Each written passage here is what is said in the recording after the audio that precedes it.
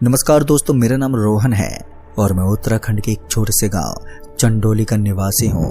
दरअसल आज की कहानी में मैं आपको अपने एक दोस्त टिंकू के साथ हुए एक सच्ची और खौफनाक घटना से रूबरू कराने जा रहा हूं, जिसे सुनकर शायद आपके भी रोंगटे खड़े हो जाएंगे। ये घटना उसके हनीमून के दौरान हुई थी और इस घटना के दौरान मेरा दोस्त टिंकू अपना हनीमून नहीं मना सका। आखिर क्या थी वो घटना और क्या थी इस खौफनाक घटना की सच्चाई जिसने टिंकू की शादीशुदा जिंदगी में एक तूफान खड़ा करके रख दिया था। तो आइए जानते हैं इसे और भी करीब से। दोस्तों, ये उन दिनों की बात है जब मेरे दोस्त टिंकू की नई नई शादी हुई थी। शादी के दिन के बाद ही टिंकू और उसकी पत्नी हनीमून मनाने के लिए शिमला जाने के लिए निकल गए। टिंकू की पत्नी शिमला जाने के लिए बहुत ही एक्साइटेड थी। टिंकू कार को ड्राइव करते हुए शिमला की ओर बढ़े जा रहा था कि तभी टिंकू की पत्नी आरती ने कहा, मेरा शिमला जाने का सपना पूरा हो रहा है और मैंने कई बार शिमला जाने की कोशिश भी की पर कभी शिमला घूम ही नहीं पाए। जिस पर टिंकू ने कहा कि आज ये तुम्हारा वर्षों का सपना पूरा हो जाएगा और कुछ ही घंटों में हम दोनों शिमला भी पहुंच जाएंगे। टिंकू ने होटल डाल झील में रहने के लिए रूम बुक किया था, जो कि शिमला का एक मशहूर होटल था, जिसे देखकर आरती बहुत ही ज्यादा खुश हो गई थी। फिर वो दोनों उस होटल के अंदर गए। इतना लंबा सफर तय करने के बाद वो दोनों कुछ देर आराम करने लगे। फिर आराम करने के बाद वो दोनों शिमला की हसीन वादियों का लुत्फ उठाने के लिए निकल गए। वो दोनों वहां पर घूम ही रहे थे कि तभी अचानक से आरती वहीं पर गिर पड़ी। उसे देखकर टिंकू बहुत ही ज्यादा घबरा गया था और अभी वहां पर कोई था भी नहीं। उन दोनों के अलावा फिर टिंकू ने आरती के ऊपर पानी की छींटे मारी तो आरती को होश आया। तो टिंकू वहीं के पास के डॉक्टर के पास गया, जिस पर डॉक्टर ने आरती को देखकर बताया कि कुछ नहीं था, बस ऐसे छोटा सा चक्कर आ गया था इन्हें। फिर टिंकू आरती को वहां से लेकर उस होटल पर लेकर आ गया और आरती को दवा खिलाकर उसे आराम करने को कहा। फिर कुछ ही देर में आरती सो गई और टिंकू वहीं पास में बैठकर मोबाइल चलाने लगा। मोबाइल चलाते चलाते अब टिंकू की आंख भी भारी होने लगी थी।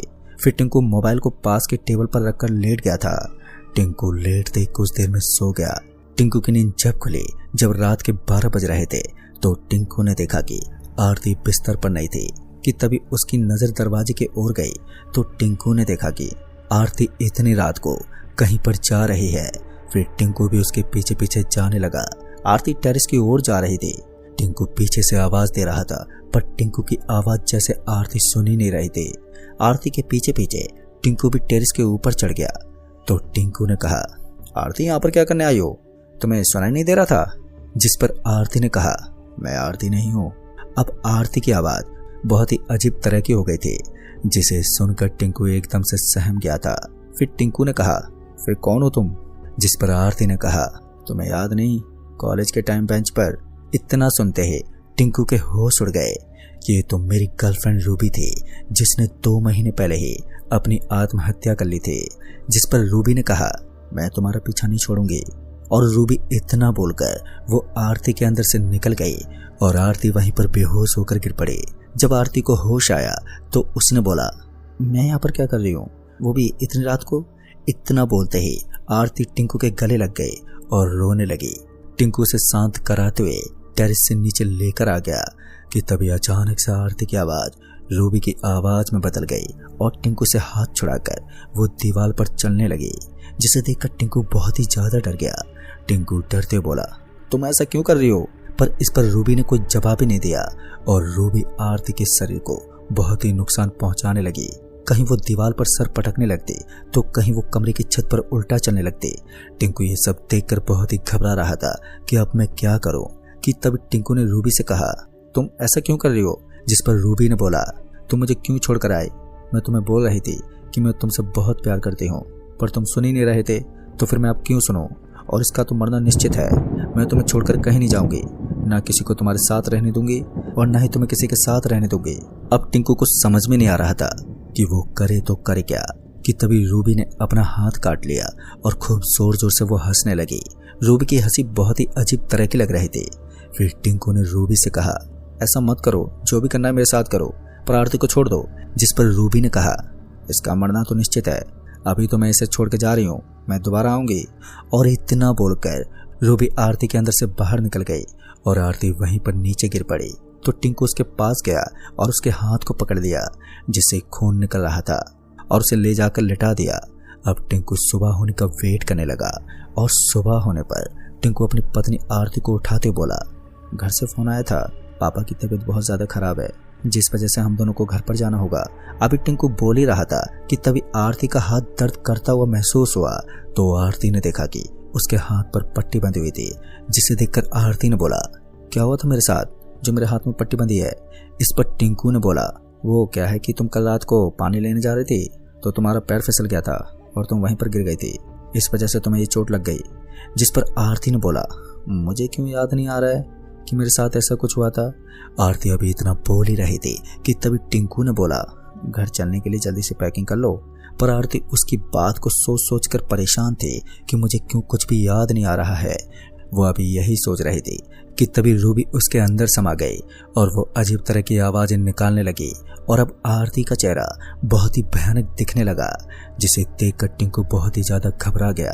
टिंकू ने कहा, ऐसा क्यों कर रही हो, छोड़ दो उसे। तभी रूबी ने बोला, मैं इसे छोड़ दूंगी पर तुम मेरे साथ रहोगे। जिस पर टिंकू ने बोला, ठीक है मैं तुम्हारे साथ रहूंगा पर आरती को छोड़ दो। और इतना बोलते ही रूबी अपनी असली शक्ल में आ गई और टिंकू के गले लग गई और उसने कहा कि अमावस की रात हम दोनों के मिलन की रात होगी, लिहाजा रूबी बहुत ही ज्यादा खुश हो गई कि उसका प्यार अब उसके साथ रहेगा। तभी रूबी ने कहा, आरती को मरना ही होगा। जिस पर टिंकू ने कहा कि नहीं, उससे कुछ मत करो, उसे छोड़ दो, मैं तुम्हारे साथ हूँ। इस पर रूबी ने बोला, मैं 2 दिन बाद तुम्हारे पास ही रहूंगी, हमेशा हमेशा के लिए। इतना बोलकर रूबी आरती के शरीर से निकल गए तो आरती ने कहा, घर पर जाना है कि नहीं जाना, और तुम इतना घबराए क्यों हो? जिस पर टिंकू ने कहा कि कहाँ मैं घबराया हुआ हूँ। टिंकू सोच में पड़ गया कि अगर मैं आरती को ये सब बता दूंगा तो आरती बहुत ही ज्यादा डर जाएगी, लिहाजा इसी वजह से टिंकू ने आरती को कुछ भी नहीं बताया और शिमला से निकलकर घर की ओर वो आने लगे। घर पहुंचने के बाद मम्मी पापा उन दोनों को देखकर हैरान हो गए कि तभी आरती ने बोला, पापा अब तबीयत कैसी है? जिस पर पापा ने कहा, मैं तो ठीक हूँ, और तुम दोनों इतनी जल्दी कैसे आ गए? पापा ने इतना बोला ही था कि तभी पापा को बुलाकर टिंकू ने उन्हें सारी बात बताई। टिंकू की बात सुनकर वो भी घबरा गए, जिस पर उन्होंने कहा कि मेरे पहचान के दोस्त हैं जो बहुत ही बड़े तांत्रिक हैं, वो तुम्हारी मदद कर सकते हैं। जिस पर टिंकू ने कहा कि पर वो रहते कहाँ हैं? तो इस पर टिंकू के पापा ने बोला कि यहीं पास के गांव में रहते हैं। फिर टिंकू और टिंकू की पत्नी आरती और टिंकू के पापा उस बाबा के पास गए तो उस बाबा ने कहा कि क्या हुआ जो तुम्हें यहाँ पर आना हुआ? लिहाजा टिंकू के पिता ने बाबा को सारी बात बताई तो इस बाबा ने अपने तंत्र विद्या से बाबा ने 2 ताबीज बना कर दिए और उस बाबा ने कहा कि एक बात ध्यान रहे, इस ताबीज को अमावस तक मत निकालना, उसके बाद मैं अमावस की रात को उस आत्मा को हमेशा हमेशा के लिए मुक्त कर दूंगा, पर उससे पहले ये ताबीज नहीं निकलनी चाहिए, नहीं तो वो आत्मा तुम्हारे साथ कुछ भी कर सकती है। पर अब आरती को कुछ भी समझ में नहीं आ रहा था कि कौन सी आत्मा की बात कर रहे हैं और हम दोनों को किस आत्मा से खतरा है। जिस पर बाबा ने कहा कि 2 दिन तक ये ताबीज बंधा रहना चाहिए, बस उसके बाद मैं सबको संभाल लूंगा। फिर वो सभी लौटकर घर की ओर जाने लगे। वो सभी घर पर जा ही रहे थे कि तभी आरती ने बोला, पापा किससे हमें खतरा है? इस पर टिंकू ने बोला कि किसी से नहीं। पर आरती जिद करने लगी तो टिंकू ने उसे सारी बात बताई तो आरती ये बात सुनकर सहम गई और वो बहुत ही ज्यादा डर गई। जिस पर टिंकू ने कहा कि डरो मत, कुछ नहीं होगा, सब कुछ ठीक हो जाएगा। अब वो सभी लौटकर घर आ गए और धीरे धीरे दिन बीतता गया और दोपहर से शाम हो गई। आरती जब किचन में खाना बना रही थी कि तभी आरती का ताबीज हाथ से निकलकर नीचे गिर पड़ा और आरती को कुछ पता ही नहीं चला। फिर जब सभी खाना खाकर लेट गए तो आरती टिंकू के पास आ गई और बेड पर बैठ गई तो उसने टिंकू से कहा, कैसे हो तुम? जिसे सुनकर टिंकू एकदम से हैरान हो गया और सोच में पड़ गया कि ये तो रूबी लग रही है। और फिर जैसे आरती ने पलटकर टिंकू की तरफ देखा तो उसकी आंखें एकदम से लाल हो गई और वो बहुत ही गुस्से से टिंकू को घूरने लगी और अजीब अजीब तरह की आवाजें निकालने लगी। वो आवाज बहुत ही भयानक थी।